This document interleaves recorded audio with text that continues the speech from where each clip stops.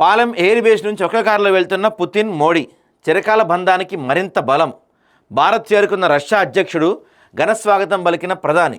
పుతిన్కి విందిచ్చిన మోడీ నేడు కీలక ఒప్పందాలకు శ్రీకారం చుట్టబోతున్నారట.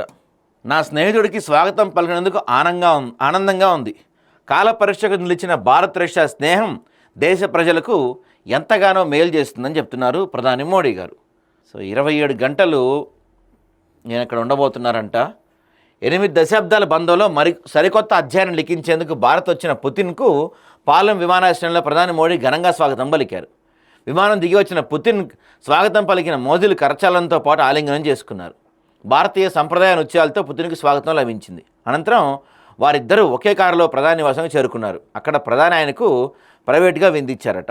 ఢిల్లీ ఎయిర్పోర్ట్లో పుతిన్కి స్వాగతం పలికిన మోడీ, ప్రధాని కారులో ఆయన అధికారిక నివాసానికి పుతిన్. రష్యా అధినేతకు మోడీ ప్రైవేట్ వింద్. నేడు ఇరువురి మధ్య చర్చలు. మరో 5 రెజిమెంట్లు, S-400లు, రూప్ మీర్ అనుసంధానం, పౌర అనుసహకారం సహా పలు కీలక ఒప్పందాలపై సంతకాలు. S-500లు, S-57 యుద్ధ విమానాల కొనుగోలుపై చర్చ.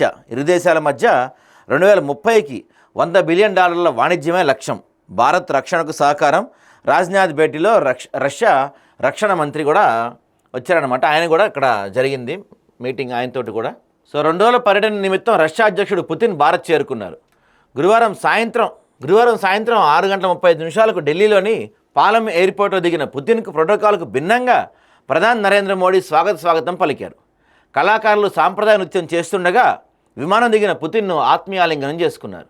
సాధారణంగా విదేశీ పర్యటనకు వెళ్ళినప్పుడు తన సొంత కారును మాత్రమే వాడే పుతిన్, ప్రధాని మోడీ తన టయోటా ఫార్చ్యూనర్ కారులో తన అధికార నివాసానికి తీసుకెళ్లారు.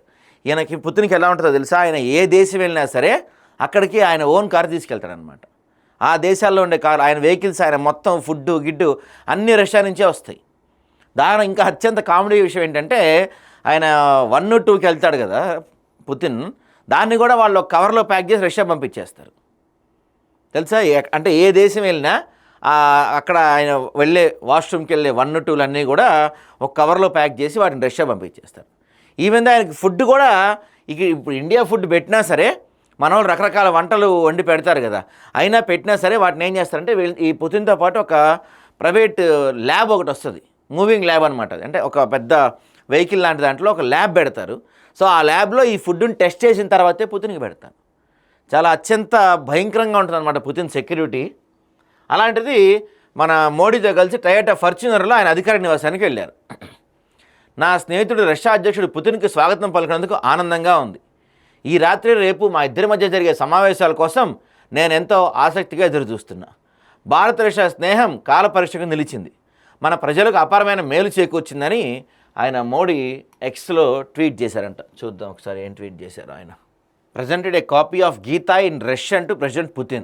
The teaching of the Gita give inspiration to millions across the world. So గీత అంటే భగవద్గీత బుక్ని రష్యన్ భాషలో ఉన్నది పుతిన్కి మోడీ గిఫ్ట్ ఇచ్చారంట. ఇదిగోండి, ఈ గీతని రష్యన్ భాషలో కన్వర్ట్ చేయించి పుతిన్కి గిఫ్ట్గా ఇచ్చారంట. ఎందుకంటే గీత గురించి, గొప్పతనం గురించి ఆయనకు తెలియాలి కాబట్టి. The teachings of the Gita give inspiration to millions across the world. అంటే దీనివల్ల గీతా బోధన వల్ల ప్రపంచంలో కొన్ని లక్షల కోట్ల మందికి అదొక ఇన్స్పిరేషన్గా ఉండబోతుంది. సో దాన్ని చదవమని చెప్పి అది ఇచ్చారు ఆయనకి. ఇక వాళ్ళ భాషలో ట్వీట్ చేశారు, మనకి అది ట్రాన్స్లేట్ ఉంటుంది కదా. Welcome to my friend president Putin to 7 Lok Kalyan Marg అంట. సో ఈయన ప్రైవేట్ ట్రీట్ ఇచ్చారు కదా, అక్కడికి తీసుకెళ్లారు. ఇవి ఆ ఫొటోసు. సో వీళ్ళు ఎవరంటే ట్రాన్స్లేటర్స్ అనమాట. వీళ్ళిద్దరూ ఇంగ్లీష్లో మాట్లాడుకోరు, ఎవరి భాషలో వాళ్ళే మాట్లాడతారు. ఈ పక్కన వాళ్ళు వీళ్ళకి ట్రాన్స్లేట్ చేసి చెప్తూ ఉంటారు అనమాట. Delighted to welcome my friend president Putin to India. Looking forward to our interactions later this evening and tomorrow. India Russia friendship is a time tested on that has greatly benefited to our people. So ఎయిర్పోర్ట్లో ఎక్కించుకున్న తర్వాత కారులో వెళ్తున్న దృశ్యం అనమాట ఇది, photo అనమాట ఇది.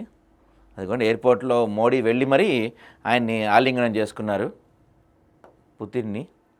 So ఈ ఫోటో చూసి చాలామందికి అంటే ఈ ఫోటో చూసి మన ట్రంప్కి ఒకడికి, ఆ తర్వాత ఈ చైనా వాడికి జిన్పింగ్ గాడికి ఒకడికి, పాకిస్తాన్ వాళ్ళకి, వీళ్ళందరికీ కడుపు మండిపోతూ ఉంటుంది అనమాట. మరి ఎందుకంటే రష్యా ఉన్నంతకాలం ఏ దేశం ఇండియా వైపు కన్నెత్తి కూడా చూడలేదన్నమాట. అంటే రష్యా ఇండియాకి అంత దాన్ని ఏమంటారు యునానిమస్ సపోర్ట్ అనమాట. ఒక దశలో ఏం చెప్తారంటే రష్యా వాళ్ళు ఇండియా పైన దాడి చేసినా, ఇండియా పైన దాడి చేద్దామని ఆలోచన వచ్చినా మీరు రష్యాతో పోరాటం చేయాలి అని చెప్పి అంత పరిస్థితి ఉంటుంది. అంటే అంత ఇంపార్టెన్స్ ఇస్తారు రష్యా వాళ్ళు మనకి. కాబట్టి స్వయంగా ప్రధాని మోడీ వెళ్ళే ఆయన రిసీవ్ చేసుకున్నారు. సో 2 గంటల పాటు సాగే ఈ సమావేశం ఇరు దేశాల మధ్య రక్షణ సంబంధాలు బలోపేతం చేయటం, బయటి ఒత్తిడి నుంచి ఇరు దేశాల వాణిజ్యాన్ని కాపాడటం, పౌర అణు ఇంధన సహకారం, ఎరువుల రంగంలో సహకారం పెంపు, యూరేషియన్ ఎకనామిక్ యూనియన్తో భారత్ ప్రతిపాదించిన స్వేచ్ఛా వాణిజ్య ఒప్పందం సహా పలు కీలక అంశాలు చర్చకు రానున్నాయి. రష్యా నుంచి భారత్ పెద్ద ఎత్తున ముడి చమురును కొనుగోలు చేస్తున్న నేపథ్యంలో భారీగా పెరిగిపోతున్న వాణిజ్య లోటుపాటు గురించి భారత్ ఈ భేటీలో ప్రధానంగా ప్రస్తావించే అవకాశం ఉంది. సో దీంతోపాటు కీలక ఒప్పందాలు కూడా జరుగుతాయి. కిందటి సంవత్సరం మన ప్రధాని మోడీ రష్యా పర్యటనకు వెళ్ళినప్పుడు మాస్కోలో ఆయనకు పుతిన్ ప్రైవేట్ డిన్నర్ ఇచ్చారు. దానికి ప్రతిగా మోడీ గురువారం రాత్రి పుతిన్కు ప్రైవేట్ డిన్నర్ ఇచ్చి తన స్నేహ సంబంధాన్ని మరింత పటిష్టం చేసుకున్నారు. ఇక 3 నెలల క్రితం చైనాలోని టియాన్జిన్లో జరిగిన షాంఘై సహకార సదస్సులో సమయంలో మోదీ పుతిన్ తన కారులో ఎక్కించుకొని దాదాపు 45 నిమిషాల పాటు అందులోని చర్చలు జరిగిన సంగతి తెలిసిందే. గురువారం రాత్రి ప్రధాని మోడీ తన టయోటా ఫార్చునర్ కారులో ఎక్కించుకొని తన అధికారిక నివాసానికి తీసుకెళ్లడంతో సామాజిక మాధ్యమాల్లో పలువురు కార్పూలింగ్ 2.0 జరిగిందంటూ ఫోటోలు పెట్టారు. ఇదిగో ఈ కారు చూడండి. ఇది పుతిన్ ఏ దేశానికి వెళ్ళినా ఆయన బుల్లెట్ ప్రూఫ్ ఆర్ఎస్ సెనాట్ లైమోజిన్ కారును విమానాయాలు అక్కడికి తరలిస్తారు. అక్కడ కూడా ఆయన ఆ కారులోనే పర్యటిస్తారు. పుతిన్ కారుపై గ్రెనేడ్లు పడ్డా చెక్కు చెదరదు. అద్దాలన్నీ పూర్తిగా బుల్లెట్ ప్రూఫ్. ఇంధన ట్యాంక్ కూడా ప్రత్యేకమైన రక్షణ ఉంటుంది. టైర్లు పంచర్ కావు. 4 టైర్లు పంచర్ అయినా కారు ఆగకుండా దూసుకుపోతుంది. క్లిష్టమైన వాతావరణ పరిస్థితుల్లోనూ ఎలాంటి నేలపైన దూసుకుపోయేలాగా 4-వీల్ డ్రైవ్ హైడ్రాలిక్ సస్పెన్షన్ వ్యవస్థ ఉంటుంది. అత్యంత శక్తివంతమైన V8 ట్విన్ టర్బో ఇంజన్తో కూడిన ఈ వాహనం అంత బరువుతోనూ కేవలం 6 సెకండ్లలో 100 కిలోమీటర్ల వేగాన్ని అందుకుంటుంది. కారు లోపల అత్యంత అధునాతన భద్రతాపరమైన ఫీచర్లతో సీట్లు, లైటింగ్, ఇతర ఏర్పాట్లు ఉంటాయి. ఒక పెద్ద దాన్ని ఏమంటారు బాంబు వచ్చి దానిపైన పడినా ఏం కాదంటండి. ఓ పెద్ద బాంబు వచ్చి దానిపైన పడినా ఆ కారు చెక్కు చెదరదంట. నీళ్ళల్లో కూడా వెళ్ళిపోద్దంట. అది పుతిన్ కారు స్పెషాలిటీ ఏంటంటే నీళ్ళల్లో కూడా పోద్ది. 4 టైర్లు వేలిపోయినా కారు పోతానే ఉంటుందంట. అంత పటిష్టమైన కారు ఏ దేశం వెళ్ళినా దాంట్లో తిరుగుతాడు పుతిన్. అయితే ఇండియాలో మాత్రం నిన్న మన మోడీ టయోటా ఫార్చునర్లో వెళ్ళాడు పుతిన్. ఇది గొప్ప విషయం. అది దేశాధ్యక్షుడు అంటే రాజుతో సమానం, కానీ అందరి వైభోగం ఒకేలా ఉండదు. చిన్న దేశాల అధ్యక్ష పర్యటనలు అయితే ఎప్పుడు వచ్చారో ఎప్పుడు వెళ్ళారో అనే విషయం కూడా సామాజికానికి పెద్దగా తెలియకుండా గుట్టుచప్పుడుగా జరిగిపోతాయి. కానీ అమెరికా, రష్యా, చైనా లాంటి దేశ అధ్యక్షుల పర్యటనలు అంటే మామూలుగా ఉండదు, వేరే లెవెల్. అంతే. ఏంటా లెవెల్ అంటే ప్రస్తుతం మన దేశంలో పర్యటిస్తున్న పుతిన్ వైభోగం చూడండి ఒకసారి.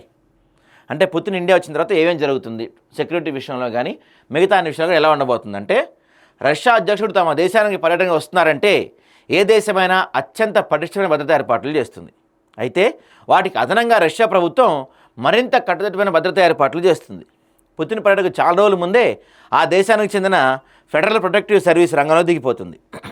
అంటే పుతిన్ ఇండియా వస్తున్నాడు అంటే, ఏ దేశమైనా ఆయన వెళ్తున్నాడు అంటే ఒక 1 మంత్ ముందే వాళ్ళు వెళ్ళిపోతారంట ఆ దేశానికి. 1 మంత్ ముందే వెళ్ళిపోయి ఆ దేశంలో పరిస్థితులు ఎలా ఉన్నాయి, ఎవరన్నా అటాక్ చేసే అవకాశాలు ఉన్నాయా, ఇవన్నీ వాళ్ళ టీం అక్కడి నుంచి చూసుకుంటారు. పర్యటన ఆద్యంతం భద్రతా ఏర్పాట్ల ప్రణాళికలను అత్యంత ఖచ్చితత్వంతో రచిస్తుంది. 5 అంచెల భద్రత ఆయన చుట్టూ ఏర్పరుస్తారు. దానికి తోడు రష్యా గూఢచార సంస్థ కేజీబీ ప్రోటోకాల్స్తో స్నైపర్లు, డ్రోన్ ఆపరేటర్లు, ఎలక్ట్రానిక్ ఇంటెలిజెన్స్ నిపుణులు, కమ్యూనికేషన్ యూనిట్స్తో కంటికి కనిపించని శత్రు దుర్భేద్యమైన భద్రతా వలయాన్ని కూడా ఏర్పాటు చేస్తుంది. ఇక పుతిన్ వ్యక్తిగత భద్రతా సిబ్బందిని ప్రెసిడెన్షియల్ సెక్యూరిటీ సర్వీస్ నుంచి ఎంపిక చేస్తారు. వీరంతా సుశిక్షితులైన కమాండోలు. ఎస్బీబీకి ఎంపిక కావాలంటే 35 ఏళ్ళలో వారే ఉండాలి. 180 సెంటీమీటర్ల కన్నా ఎత్తు ఉండాలి. శారీరకంగా, మానసికంగా దృఢంగా ఉండాలి. ఏ క్షణంలోనైనా పోరాడానికి సన్నద్ధంగా ఉండాలి. విదేశీ భాషలు వచ్చి ఉండాలి. ఈ ఎస్బీపీలో తీసుకునే వారి నేపథ్యాన్ని క్షుణ్ణంగా పరిశీలిస్తారు.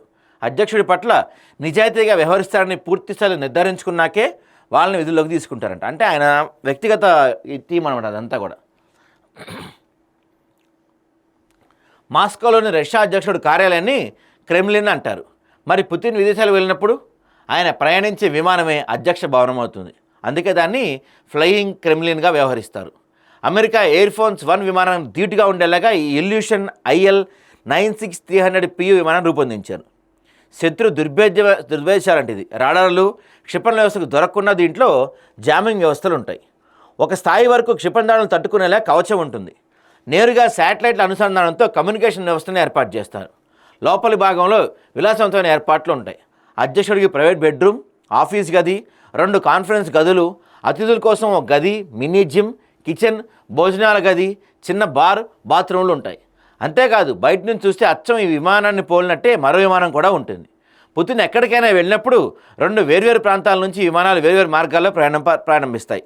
అధ్యక్షుడు ఎందులో ఉన్నారో శత్రువులు చిక్కున్నారని దీని ఉద్దేశం అంటండి. చూసారా, సేమ్ లాంటివి 2 ఉంటాయంట.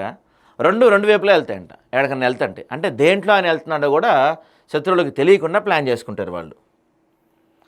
పూప్ కేస్, ఇది ఇందాక చెప్పా కదా నేను. మనం ఏదైనా ఊరు వెళ్ళేప్పుడు సూట్ కేసు తీసుకెళ్తాం, కానీ పుతిన్ మాత్రం పూప్ కేసు కూడా తన వెంటకి తీసుకెళ్తాడు. పూప్ కేసు అంటే తెలుసు కదా, మలం. రష్యా అధ్యక్షుడు విదేశాలు వెళ్ళినప్పుడు అక్కడి మరుగుదొడ్లలో కాలకృత్యాలు తీర్చుకుంటే ఆయన మలాన్ని సేకరించి పరీక్షలు చేసి ఆయన ఆరోగ్య పరిస్థితి గురించి విదేశీ గూఢచర సంస్థలు తెలుసుకునే ప్రమాదం ఉంటుంది. అందుకే భద్రతా సిబ్బంది ప్రత్యేకమైన టాయిలెట్లు ఏర్పాటు చేసి ఆయన మలాన్ని కూడా సేకరించి తమతో పాటు రష్యాకు తీసుకెళ్తారు. అందుకోసం వారు వాడేదే పూప్ కేస్.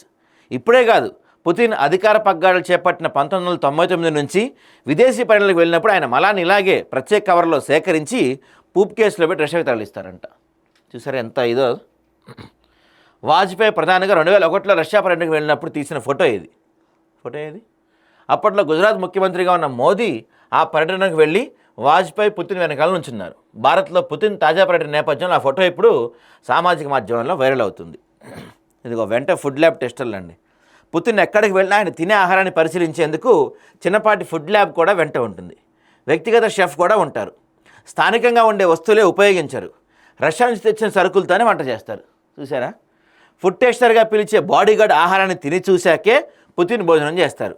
విషప్రయోగం, కలుషితం కావటం వంటివి జరగకుండా ఉండేందుకు ఈ ఏర్పాటు.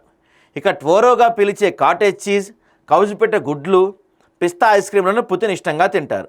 పండ్ల రసాలు తాగుతారు. సాల్మాన్ చేపలు, పొట్టేలు మాంసం, కూరగాయలు చేసిన సలాడ్ కూడా తింటారట. అంటే ఇండియాలో వండే ఫుడ్ ఏం తినరు అనమాట. అయితే షెఫ్ ఉంటాడంటే, ప్రత్యేకంగా షెఫ్ కూడా ఉంటాడు. దాంతోపాటు ఏవైతే ఫుడ్ తయారు చేయాలో అవన్నీ సరుకులు అక్కడి నుంచి తెచ్చుకుంటారంట వాళ్ళు.